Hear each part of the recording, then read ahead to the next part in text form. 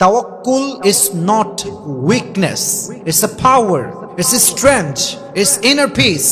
It's, silently leaving everything to Allah subhanahu wa ta'ala. Tawakkul means I have full faith in Allah's plan. Tawakkul is like a candle in the darkness. Tawakkul mane hocche shokti. Tawakkul mane moner bhetore proshanti. Tawakkul mane সব কিছুকে best লেভেলে try করে আল্লাহর উপরে ছেড়ে দেওয়া। তাওয়াক্কুল মানে আল্লাহর প্ল্যানে সম্পূর্ণ বিশ্বাস করা। তাওয়াক্কুল মানে অন্ধকার রাস্তায় এক আলোর ছোঁয়া। তাওয়াক্কুল মানে একটা রাস্তায় আপনি হারিয়ে গিয়েছেন, হঠাৎ সামনে আসা মানচিত্রের নাম হচ্ছে তাওয়াক্কুল। ঠিক কিনা বলেন? গম কে বাদ খুশি जरूर आती है और ये खुशी रब के तरफ से ही आती है। हर रात के बाद दिन की रोशनी छा जाती है, सब्र करने वालों को नेमत मिल ही जाती है। जो दुख में भी रब को याद करता है, रब उसका हाथ कभी नहीं छोड़ता। जो दुख में भी रब को याद करता है, रब उसका हाथ कभी नहीं छोड़ता।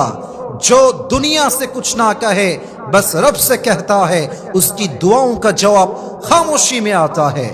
जब तुझे मांगना हो तो उसी से मांग, जब तुझे पुकारना हो तो उसी को पुकार, जब तुझे भरोसा करना हो तो उसी पर कर, क्योंकि भरोसे के काबिल सिर्फ वही है, वो तेरा रब है, वो तेरा अल्लाह है। ठीक ना बोलें? আজ আমাদের আলোচনার সেন্ট্রাল থিম বা সাবজেক্ট ম্যাটার, মূল আলোচ্য বিষয় হচ্ছে তাওয়াক্কুল। আজকে আমরা জানবো তাওয়াক্কুল কাকে বলে, তাওয়াক্কুল কি, সাহাবা একরাম কেমন করে তাওয়াক্কুল করেছে, মহিয়সী জান্নাতি নারীরা কেমন করে তাওয়াক্কুল করেছে, আল্লাহর হাবিব সাল্লাল্লাহু আলাইহি ওয়াসাল্লাম সহ আল্লাহর যত নবী দুনিয়ায় এসেছেন তারা কেমনে তাওয়াক্কুল করেছে। আমাদের লাইফে আপদে বিপদে মুসিবতে আমরা তাওয়াক্কুল করব কেমনে, তাওয়াক্কুলের স্ট্র্যাটেজি কেমন হবে, তাওয়াক্কুলের মূল ডেফিনেশনটা আসলে কি, আল্লাহর উপরে তাওয়াক্কুল করা এটা আসলে কি বোঝায়, আজকে আমরা ইন ডিটেইলস জানার সর্বোচ্চ ট্রাই করব। বলেন সবাই ইনশাআল্লাহ।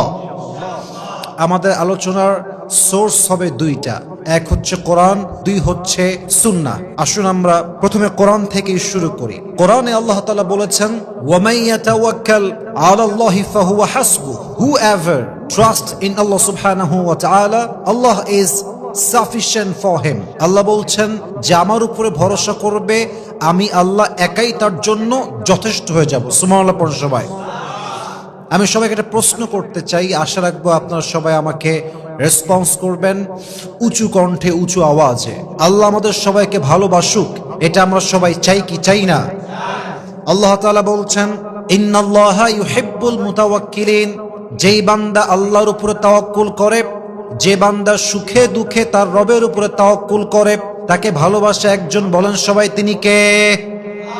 You have to put your trust on your Lord if you want to get the love of Allah subhanahu wa ta'ala। যে বান্দা আল্লাহর উপরে ভরসা করে তাকে আল্লাহ নিজেই ভালোবাসে। সুবহানাল্লাহ পড়েন সবাই। আল্লাহ তাআলা বলছেন, ওয়া আলাল্লাহি ফালইয়াতাওয়াক্কালিল মুতাওয়াক্কিলুন, যেই বান্দা ঈমানদার হিসেবে দাবি করে তার উচিত ভরসা করবে, তাওয়াক্কুল করবে, ট্রাস্ট করবে এক সত্তায়। বলেন সবাই, তিনি কে?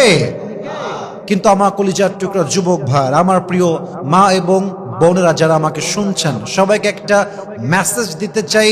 It's very very important. মেসেজটা হচ্ছে, তাওয়াক্কুল ইজ নট উইকনেস। অনেকে ভাবে তাওয়াক্কুল মানে আমি কিছুই করব না, I will just put my trust on my Lord, আমি কোনো এফোর্ট দিব না, কোনো ট্রাই করব না, জাস্ট আল্লাহর উপরে ভরসা করব। ইট ইজ কল্ড উইক তাওয়াক্কুল। এটা আসল তাওয়াক্কুল নয়।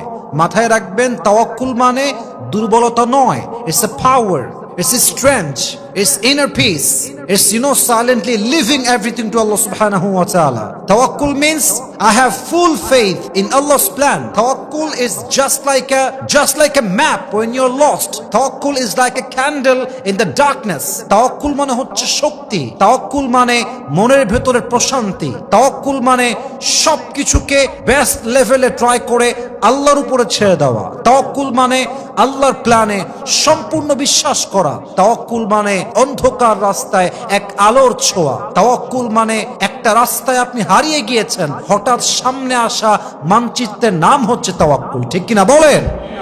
অতএব মাথায় রাখতে হবে, জীবন থেকে কিছু হারিয়ে যাওয়া, জীবন থেকে কোনো মানুষ হারিয়ে যাওয়া, আমি আবারও বলছি, মনোযোগ দিয়ে শুনতে হবে। আল্লাহ যখন আপনার জীবন থেকে কাউকে নিয়ে যায় অথবা আপনার প্রিয় জিনিস হারিয়ে যায়, আপনি মাঝে মাঝে বলেন, সব কষ্ট আমার কপালে কেন, আমার কপালে তো খারাপ কেন, এত কষ্ট আমার কপালে কেন, এত অভাব আমার কপালে কেন, আমি যারে চাই তারে আমি পাই না কেন, আমার সবচাইতে প্রিয় জিনিস আমার থেকে হারায় যায় কেন?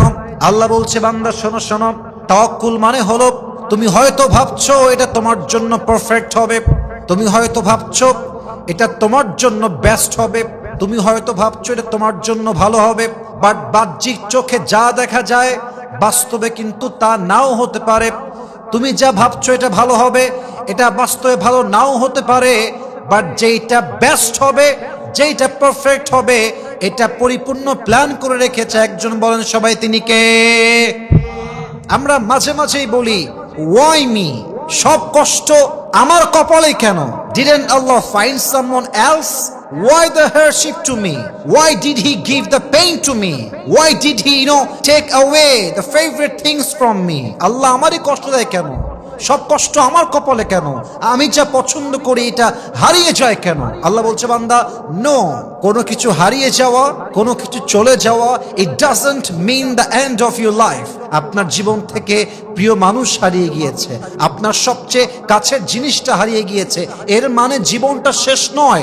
Just put your trust on your Lord. আল্লাহকে ভরসা করবেন, মাথায় রাখবেন, জীবন যেখান থেকে শুরু হবে, আল্লাহ সেখান থেকে আপনার জীবনটাকে বেস্ট লেভেল থেকে শুরু করবে। ঠিক কিনা বলেন? You just have to put your trust on your Lord. আল্লাহকে ভরসা করতে হবে, তাওয়াক্কুল করতে হবে। আর মাথায় রাখবেন, আপনি যদি আপনার সুখে দুঃখে কষ্টে আপদে বিপদে জাস্ট একটা কথা বলতে পারেন, হাসবুনাল্লাহু ওয়া নি'মাল ওয়াকিল, আমার জন্য আল্লাহই যথেষ্ট, আমার অভিভাবক হিসেবে আল্লাহ একাই যথেষ্ট, এই একটা শব্দের মাঝে পাহাড়ের চাইতে বেশি শক্তি আছে, এটা পাথরের চাইতে শক্তিশালী। একটা বাক্য মানুষের পুরো জীবনে দুঃখ কষ্ট মাটির নিচে মিশিয়ে মেছাকার করে দেয়। ঠিক কিনা বলেন? অতএব আজ থেকে মাথায় রাখবেন, ভয় পাওয়ার কোনো দরকার নাই, আমরা জাস্ট ভরসা করব এক সত্তার উপরে। বলেন সবাই, তিনি কে? আল্লামা ইকবাল কি সুন্দর করে লিখেছেন, গম কে বাদ খুশি জরুর আती है और ये खुशी रब के तरफ से ही आती है, हर रात के बाद दिन की रोशनी छा जाती है, सब्र करने वालों को नेमत मिल ही जाती है, जो दुख में भी रब को याद करता है रब उसका हाथ कभी नहीं छोड़ता, जो दुख में भी रब को याद करता है रब उसका हाथ कभी नहीं छोड़ता, जो दुनिया से कुछ ना कहे बस रब से कहता है, उसकी दुआओं का जवाब खामोशी में आता है, जब तुझे मांगना हो तो उसी से मांग, जब तुझे पुकारना हो तो उसी को पुकार, जब तुझे भरोसा करना हो तो उसी पर कर, क्योंकि भरोसे के काबिल सिर्फ वही है, वो तेरा रब है, वो तेरा अल्लाह है। ठीक कि ना बोलें? কষ্টের পরে সুখ আসে, যেমন রাতের পরে দিন আসে। মাথায় রাখবেন, যেই বান্দা কষ্টের সময় আল্লাহকে ভোলে না, তার সুখের দিন দেখায় একজন। বলেন সবাই, তিনি কে? অতএব আজ থেকে কষ্টের কথা দুঃখের কথা দুনিয়ার মানুষের সঙ্গে আগে নয়, বাবার সঙ্গে আগে নয়, মায়ের সঙ্গে আগে নয়, বইয়ের সঙ্গে আগে নয়, বন্ধুর সঙ্গে আগে নয়। যত কষ্ট হবে, ওয়া ইলা রাব্বিকা ফারগাব, সমস্ত দুঃখ কষ্ট মনের জ্বালা যন্ত্রণা আমরা বলবো জাস্ট একজন রবকে। বলেন সবাই, তিনি কে? We have to put our trust on our Lord. আমাদের সমস্ত আশার জায়গা, আমাদের ভরসার জায়গা একমাত্র আমাদের আল্লাহ তাআলা। বলেন সবাই, আল্লাহু আকবার।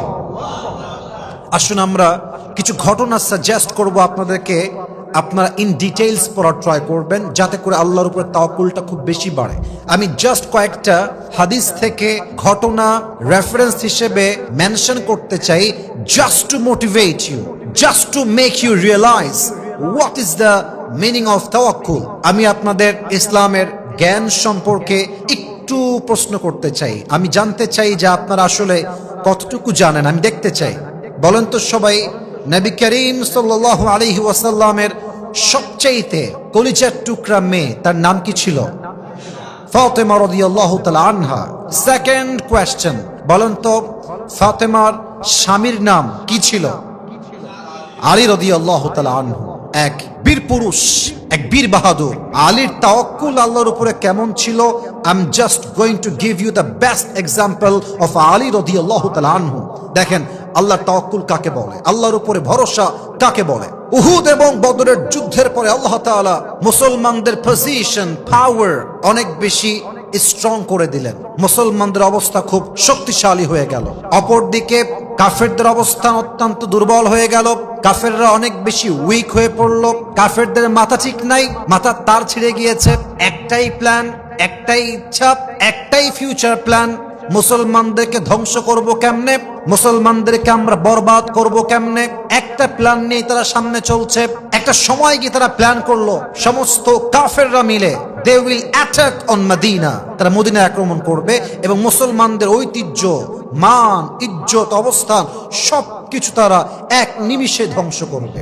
কিন্তু এই প্ল্যানটা আল্লাহ রসুলের কানে গিয়ে পৌঁছে গেল যে কাফেররা they are going to attack on Medina very soon, তারা হয়তো খুব দ্রুত মদিনা অ্যাটাক করতে পারে। আল্লাহর হাবিব দেরি করলেন না, সমস্ত সাহাবা একরামদেরকে ডেকে একটা পরামর্শের সভা ডাকলেন। এক বিশাল বড় সভা হলো। এক এক সাহাবী এক একটা ওয়ে বললো যে হে আল্লাহর রসুল, এই ওয়েটা অ্যাপ্লাই করলে আমরা ওদেরকে ডিফেন্স করতে পারবো।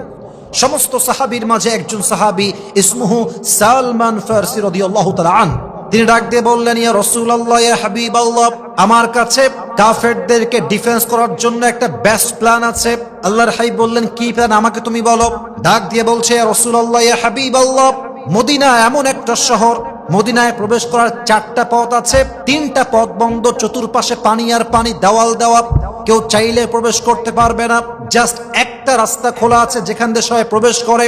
আমার প্ল্যান হলো ওই একটা রাস্তার সামনে বিশাল বড় একটা কূপ খনন করতে হবে, বিশাল লম্বা একটা খাল খনন করতে হবে, যাতে করে কাফেররা অ্যাটাক করতে এসে দে উইল রিটার্ন ব্যাক, তারা আবার ফিরে যাবে। সমস্ত সাহাবীদের প্ল্যান থেকে এই প্ল্যানটা সবচেয়ে বেস্ট নবীর কাছে মনে হলো। যেই কথা সেই কাজ শুরু হয়ে গেল।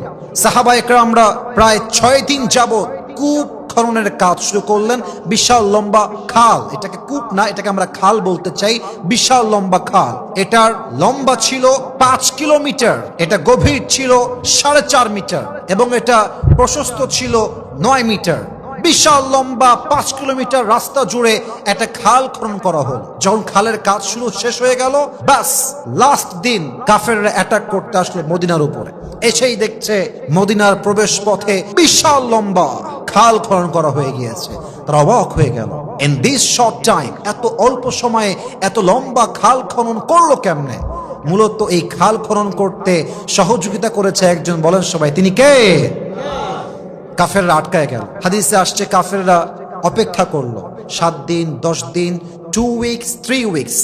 যখন একটা লম্বা সময় পেরিয়ে গেল, কাফেরদের সবচেয়ে বীর পুরুষ কাফের, যাকে ভাড়া করে নিয়ে আসা হয়েছিল যুদ্ধের জন্য, ইসমুহু ওমর বিন মারহাব, সেই কাফের চিৎকার দিয়ে বলল, এটা আমাদেরকে আটকে দেওয়ার জন্য বিশাল বড় একটা ষড়যন্ত্র। আমি আর এখানে একটা মুহূর্ত অবস্থান করতে পারবো না। আমি এখনই, রাইট নাও, আমি খালে লাফ দিব, আমি সাঁতরে গিয়ে মদিনায় গিয়ে একা অ্যাটাক করবো, আমি কাউকে ভয় পাই না। যেই কথা সেই কাজ। আমর বিন মাহরাব এক লাফ দিল কুয়া, সাঁতরে সাঁতরে মদিনায় পৌঁছে গেল। মদিনায় গিয়ে চিৎকার করে বলতে লাগলো, মুসলমানরা কোথায়? সেই বীর পুরুষরা কোথায় যারা প্রায় স্লোগান দেয়, মরলেই জান্নাতি, মরলেই শহীদ হয়ে যাবে? ডাক দিয়ে বলতে শুরু করলো, আইনা জান্নাতুকুমুল্লাতী তুআদুন হালুম্মু ইলাইয়া ইন কুনতুম সাদিকিন। এই মুসলমানের বাচ্চা, তো জান্নাত কোথায়? তোরা না বলিস মরলেই শহীদ, শহীদ হলেই জান্নাতি? তোদের কথা যদি সত্য হয়, আয় আমার সঙ্গে যুদ্ধ কর, 1 সেকেন্ডে শহীদ করে দিব। সব বের হয়ে আসছে, কিন্তু তার সামনে কেউ যাবে, কারো কোনো সাহস নাই। আল্লাহ রসুল বলছেন, কে আছো? বের হও, আমর বিন মারহাবকে ডিফেন্স করো, প্রতিহত করো।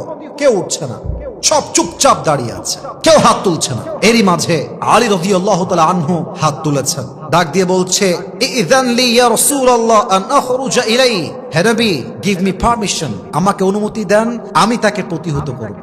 নবীজি বলেন, Ali, doesn't make any sense, তোমার মাথা ঠিক আছে? ইজলিস, বসো, ফাইন্নাকা লা তাযালু হাদিসা সিন্নি, তুমি তো এখন still you are young in age, তোমার বয়স কম। আরে বসো মিয়া, তুমি পারবা না, বসো, তোমার বয়স মাত্র 23 ইয়ার্স ওল্ড, 23 বছর।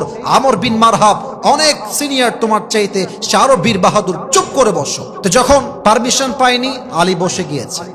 সেকেন্ড টাইম আবার আমর বিন মারহাব চিৎকার দিয়ে বলছে, আইনা জান্নাতুকুম আল্লাতী তুআদুন হালুম্মু ইলাইয়া ইন কুনতুম সাদিকিন, কে আছিস বুকের পাটা, আয় আমার সামনে। কেউ দাঁড়ায় না। আলী আবার দাঁড়িয়েছে, ইযান লি ইয়া রাসূলুল্লাহ ফাইন্নী লা আখাফু, হে রাসূল আমাকে পারমিশন দেন, তাকে আমি ভয় পাই না, জাস্ট একটা পারমিশন দেন। আল্লাহর রাসূল ডাক দিয়ে বলছেন, আলী বসে পড়ো, তোমার মাথা আবেগ কাজ করছে বেশি।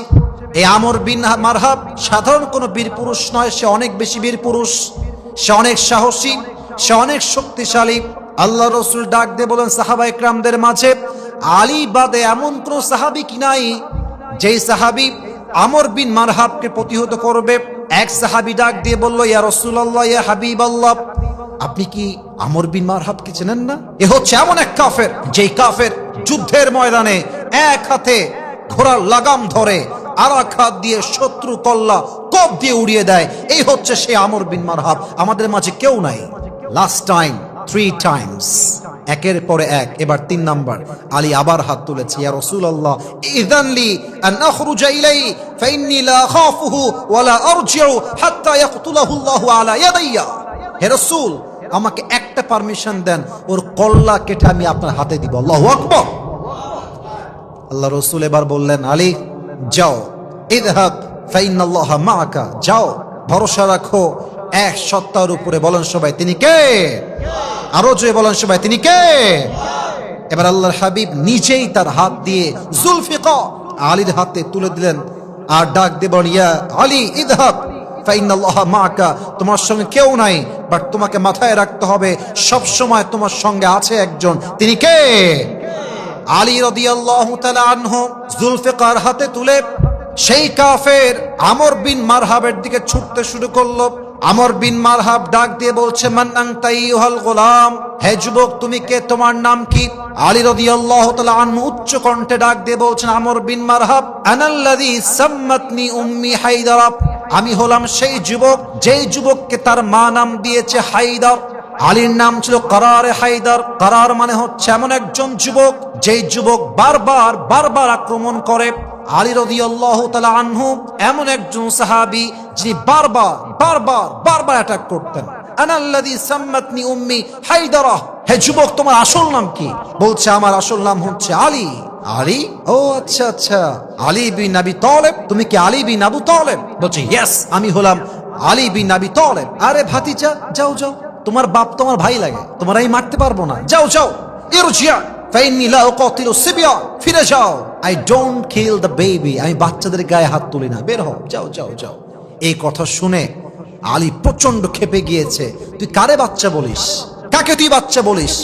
এবার আলী চিৎকার দিয়ে বলছে, যতই তুমি আমাকে বাচ্চা বলে টিটকারি করো না কেন, যতই তুমি আমার গায়ে হাত তুলবা না বলো না কেন, আমি তোমার কল্লা না নিয়ে এখান থেকে এক পাও পিছু হটবো না। এই কথা বলার সাথে সাথে আমর বিন মারহাবের ব্যক্তিত্ব আঘাত লেগেছে। আমর বিন মারহাব বলছে, হাউ ডিয়ার ইউ, এত বড় সাহস তো, আয় অ্যাটাক কর আমার উপরে। আলী বলছে, ইসলাম আমাকে শিখিয়েছে প্রথমে অ্যাটাক তোমরা করবা না, যে অ্যাটাক করবে তাকে তোমরা ডিফেন্স অ্যাটাক করবা, ঠিক কিনা বলেন? তুই আমাকে আগে অ্যাটাক কর। এবার আমর বিন মারহাব আলীকে হত্যা করবার জন্য, অবাক করা বিষয় হচ্ছে আমর বিন মারহাবের পুরো দেহটাই হচ্ছে লোহা দ্বারা বেষ্টিত, তার দেহের পোশাক লোহা দ্বারা তৈরি, তার মাথার মুকুটটাও লোহার দ্বারা তৈরি। এবার আমর বিন মারহাব তার এক হাতে ঢাল নিয়েছে, আর এক হাতে তরবারি নিয়েছে। একটু পর সে ঢালটা সে ফেলে দিয়েছে, 2 হাত দিয়ে তরবারি ধরেছে। আর আলীকে বলছে, আলী প্রস্তুত হয়ে যাও, আজকে তোমার জীবনের শেষ দিন তুমি অতিক্রম করছো।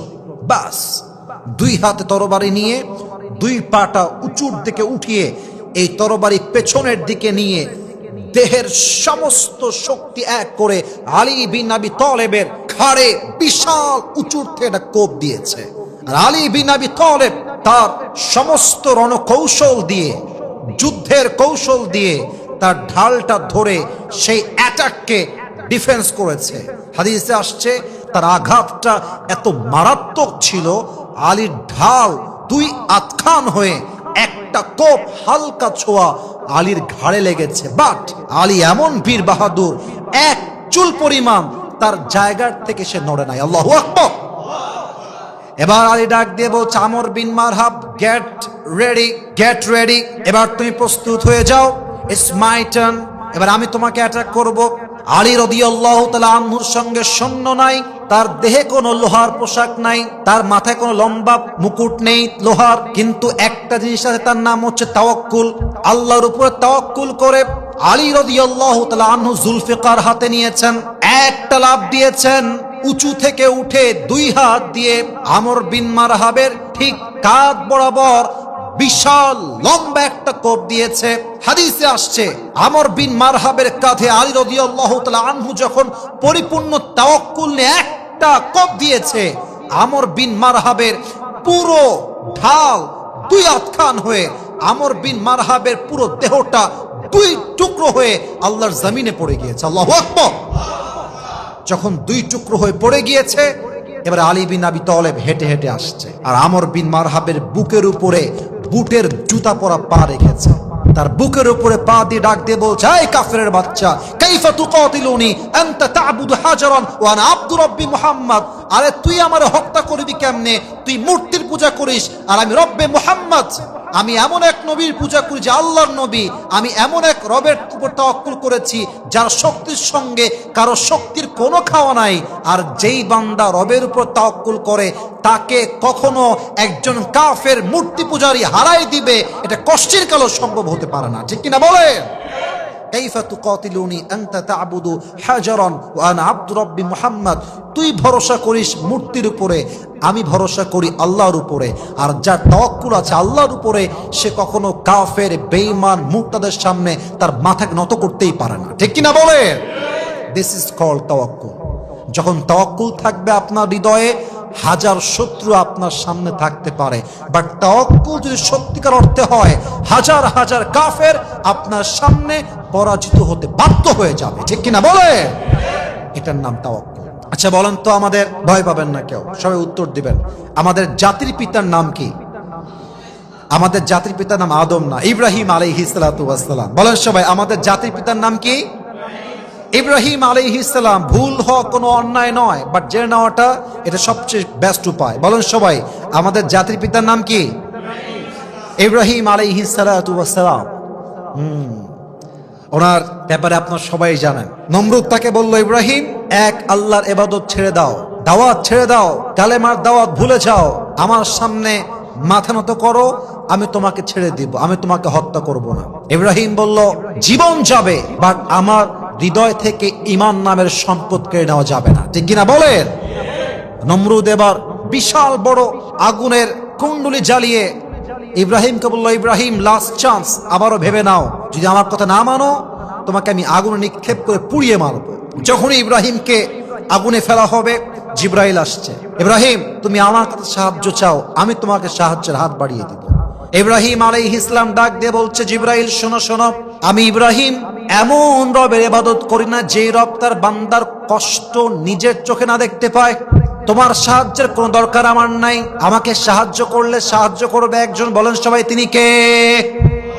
আমার আল্লাহ আমাকে সাহায্য করবেন। এবং আমি ইব্রাহিম যদি একবার আগুনে পুড়ে আমার আল্লাহ সন্তুষ্ট হয়, খুশি হয়, রাজি হয়, আমি ইব্রাহিম আগুনে একবার নয়, আমার রবের খুশির জন্য আমি ইব্রাহিম আগুনে কয়েক হাজার বার পুড়তে প্রস্তুত আছি। আল্লাহু আকবার। তোমার সাহায্যের কোনো প্রয়োজন আমার নাই। এবার নমরুদের যেই কথা সেই কাজ। নমরুদ ইব্রাহিমকে ধরে আগুনে নিক্ষেপ করলো। ইব্রাহিম বললেন, হাসবুনাল্লাহু ওয়া নি'মাল ওয়াকিল, আল্লাহ আমার জন্য যথেষ্ট, তিনি আমার সবচেয়ে সেরা অভিভাবক।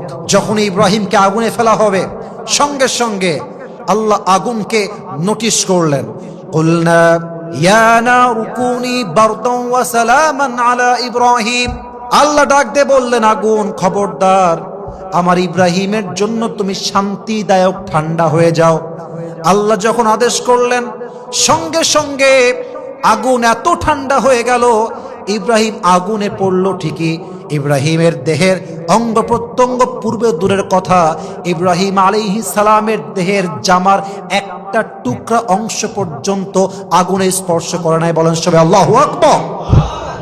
What an amazing power, what a tawakkul! যার হৃদয়ে আল্লাহর উপর ভরসা থাকে তাকে আগুন পর্যন্ত স্পর্শ করতে পারে না, ঠিক কিনা বলে? অনেকে বলে আমার শত্রু আমাকে শেষ করে ফেলবে, অমুক বেঈমান আমাকে নিশ্চিহ্ন করে ফেলবে। ভয় নাই, মাথায় রাখবেন ওয়াইয়ামসাসকাল্লাহু বিদুররিন ফালা কাশিফা লাহু ইল্লা হু। আল্লাহ যদি আপনার উপকার করতে চায়, পুরো পৃথিবীর মানুষ আপনার এক চুল পরিমাণ ক্ষতি করতে পারবে না। আর আল্লাহ যদি আপনাকে বিপদে ফেলতে চায়, পুরো পৃথিবীর ক্ষমতা একসঙ্গে হলো আপনাকে উদ্ধার করতে পারবে না, ঠিক কিনা বলেন? এটাই ঈমান, এটাই তাওয়াক্কুল। মুসা আলাইহিস সালামের কথা একবার ভাবেন।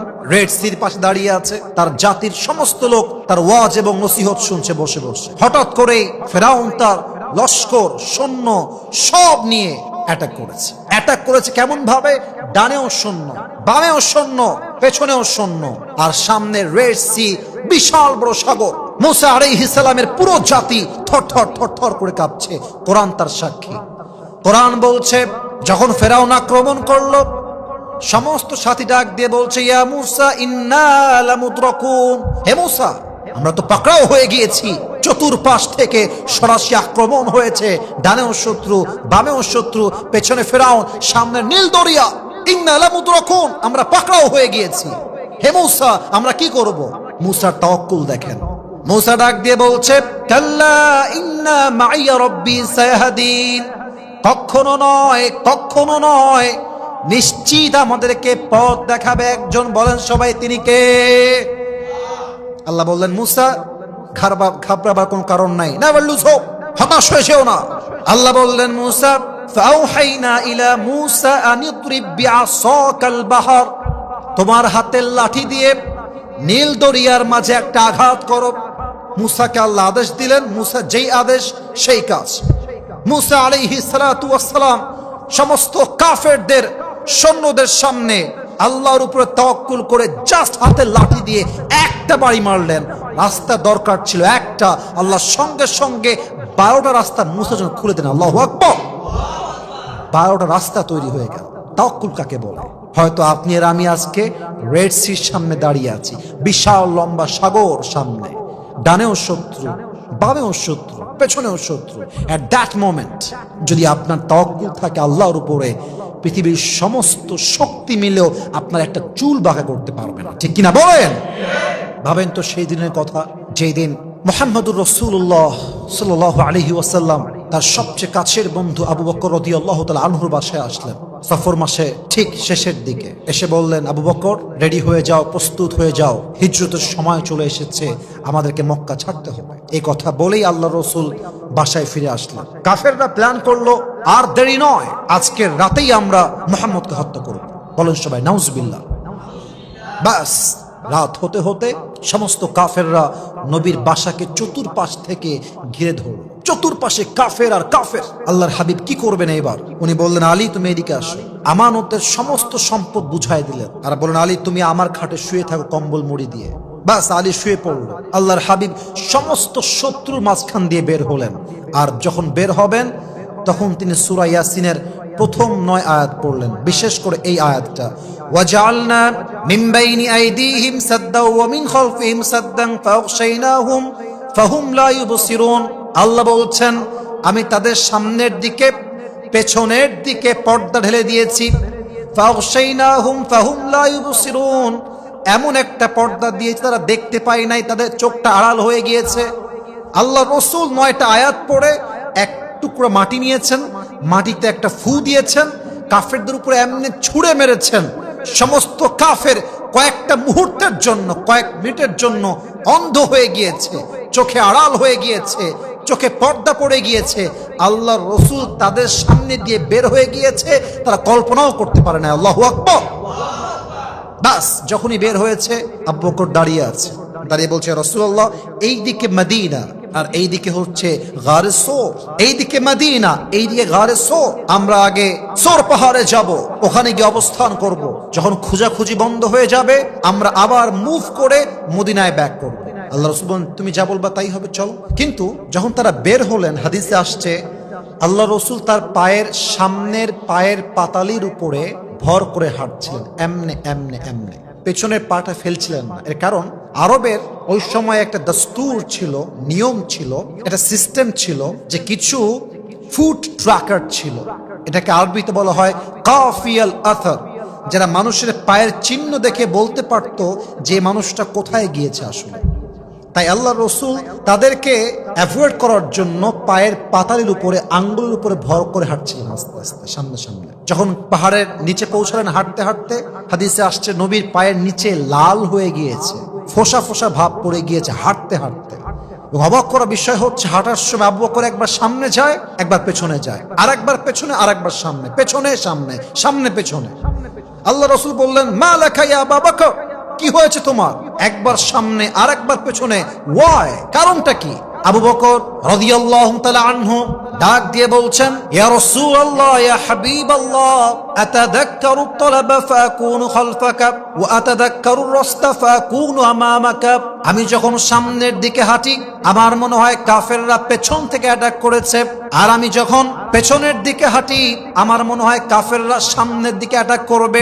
হে আল্লাহর রাসূল, আমার জীবন যাবে, শহীদ হয়ে যাবে, বাট আপনার দেহে একটা চুল পরিমাণ আঘাত লাগবে, এটা আমি কখনো চুল পরিমাণ বরদাস্ত করতে পারবো না। কোন সবাই সুবহানাল্লাহ। এবার আল্লাহ রাসূল বললেন আবু বকর আমি উঠবো কেমনে এই পাহাড়ে, আমার তো পায়ে ফোঁসা পড়ে গিয়েছে। আবু বকর বললেন আল্লাহ রাসূল আপনি টেনশন করবেন না, আমি আপনার সাথে আছি। ব্যাস, যেই কথা সেই কাজ। এবার আবু বকর নিজেই আল্লাহর হাবিব সাল্লাল্লাহু আলাইহি ওয়াসাল্লামকে মাজাতে কোলে তুললেন, কোমরে কোলে তুললেন, পাটা এইদিকে আর ঘাড়ে দুই হাত দিয়ে নবী যে ধরে আছে। বাস, নিচ থেকে সেই গারে সওর, সে গুহা পর্যন্ত আবু বকর নিজেই নবীকে ঘাড়ে তুলে নিয়ে গেছে। আল্লাহু আকবার। ঠিক গুহার যে প্রবেশ পথ ওখানে নামিয়ে দিয়েছে। বলছে হে আল্লাহর রাসূল আপনি থামেন, আমি গুহাতে গিয়ে সব পরিষ্কার করে ঠিক করে তারপরে আপনাকে ডাক। বাস, ঢুকে গেল গুহার ভেতরে, গিয়ে দেখছে প্রচুর ময়লা, আর গুহার পাশে ফুটা ছিদ্র দিয়ে ভরপুর হয়ে গিয়েছে। পাথর দিয়ে আটকালেন, জামা দিয়ে আটকালেন, পাগড়ি দিয়ে আটকালেন। বাহিরে আসলেন, আল্লাহ রসুলকে নিয়ে গুহার ভিতরে প্রবেশ করলেন এবং দুই পা এভাবে মেলে দিলেন, এইভাবে সোজা দুই পা মেলে দিলেন। এক পাশে জাস্ট একটা ছিদ্র বের হয়েছিল, সেই ছিদ্রে আবু বকর রাদিয়াল্লাহু তাআলা আনহু ডান পাটা রাখলেন আর বললেন ইয়া রাসূলুল্লাহ আপনি আমার কোলে শুয়ে পড়েন। সুবহানাল্লাহ পড়বেন না আপনারা? আল্লাহু আকবার। কি সুন্দর হাদিস, কি সুন্দর ঘটনা। আবু বকর যখন নবীকে কোলে রেখে নিচেও একটু ঘুমিয়েছেন, নবীও ঘুমিয়ে গিয়েছেন, হঠাৎ করে গুহায় সাপ প্রবেশ করেছে।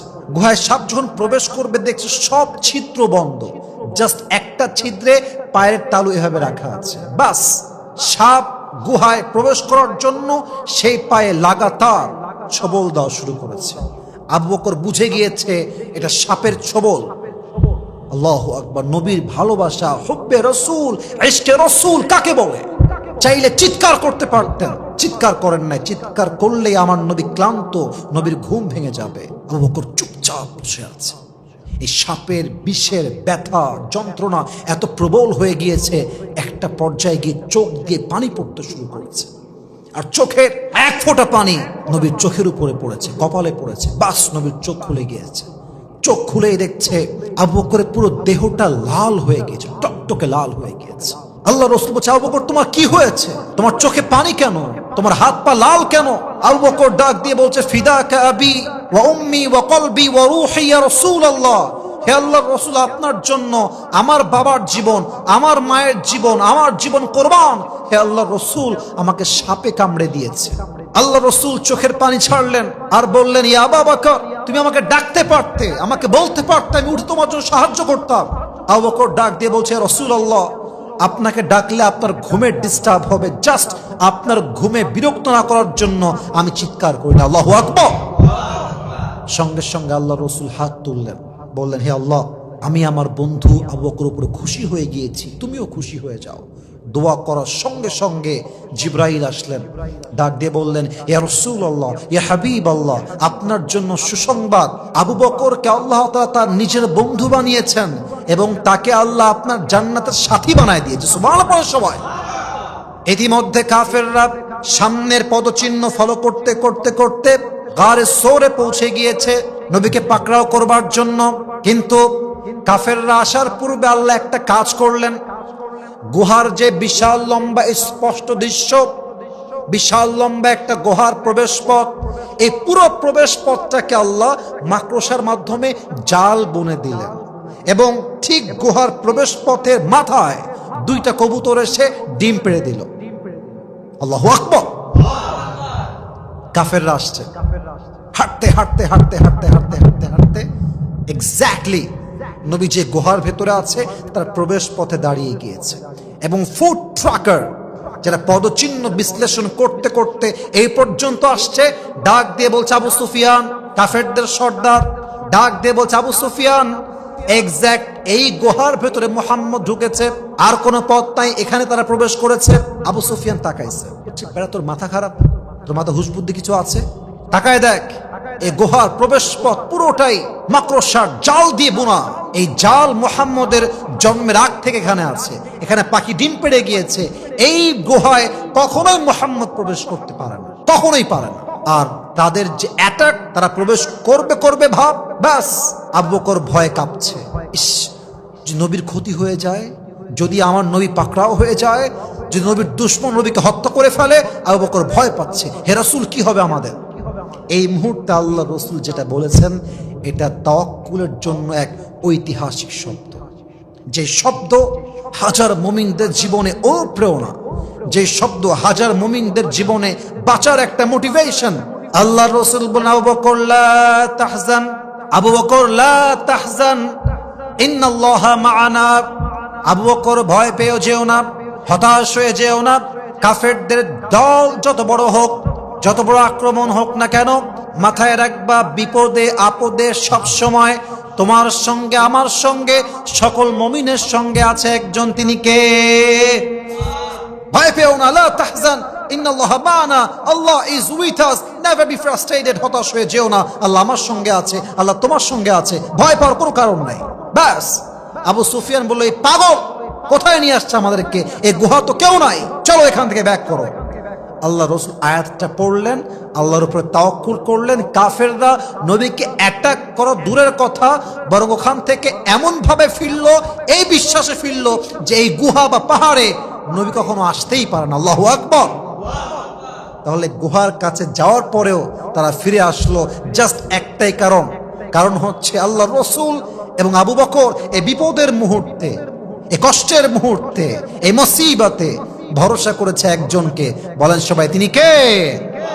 আমার প্রিয় কলিজার টুকরার যুবক ভাইরা, কথা বলতে গেলে অনেক লম্বা হয়ে যাবে, কিন্তু যে ইতিহাসগুলো আমরা জানলাম আলী রাদিয়াল্লাহু তাআলা আনহু থেকে, জাতির পিতা ইব্রাহিম আলাইহিস সালাতু ওয়াস সালাম, আমাদের প্রিয় নবী মুসা আলাইহিস সালাতু ওয়াস সালাম, আল্লাহর রাসূল মুহাম্মদুর রাসূলুল্লাহ সাল্লাল্লাহু আলাইহি ওয়াসাল্লাম, আবু বকর, প্রত্যেকের জীবন থেকে একটাই শিক্ষা আমরা পেয়েছি, যার তাওয়াক্কুল আল্লাহর উপরে আছে পুরো পৃথিবী তাকে পরাজিত করতে সক্ষম হয় না। ঠিক কিনা বলেন? অতএব একটাই কথা, জীবনে আপস আসুক, ডাউন আসুক, কষ্ট আসুক, সুখ আসুক, প্রিয় মানুষ হারিয়ে যাক কিংবা থাক, ভালো জিনিস পাই কিংবা না পাই, স্বপ্ন পূরণ হোক কিংবা না হোক, what ever is happening in your life, যা কিছু হচ্ছে মাথায় রাখবেন পুরো পৃথিবী উল্টে যাক, আপদ বিপদ দিয়ে ভরে যাক, কষ্ট দিয়ে ভরে যাক, অসুস্থ হয়ে পাগল হয়ে যান, কিন্তু সব সময় আপনার তাওয়াক্কুল, আপনার ট্রাস্ট, আপনার ভরসা হবে এক সত্তার উপরে। বলেন সবাই আওয়াজ দিয়ে, তিনি কে? ব্যাস, তাওয়াক্কুল থাকলে you are the real believer, তাওয়াক্কুল থাকলে ইউ আর দ্য রিয়েল মুমিন। আল্লাহ আমাদের সবাইকে সেই তাওয়াক্কুল করার তৌফিক দান করুক যে তাওয়াক্কুল করেছে নবীরা। বলেন সবাই আমিন। আল্লাহ আমাদেরকে সেই তাওয়াক্কুল করার তৌফিক দান করুক যে তাওয়াক্কুল করেছে সাহাবায়ে কেরামরা। বলেন সবাই আমিন। আল্লাহ আমাদের সবাইকে পরিপূর্ণ তাওয়াক্কুল করার তৌফিক দান করুক। আমরা সকলেই জবান খুলে দিল খুলে পড়ছি আমিন।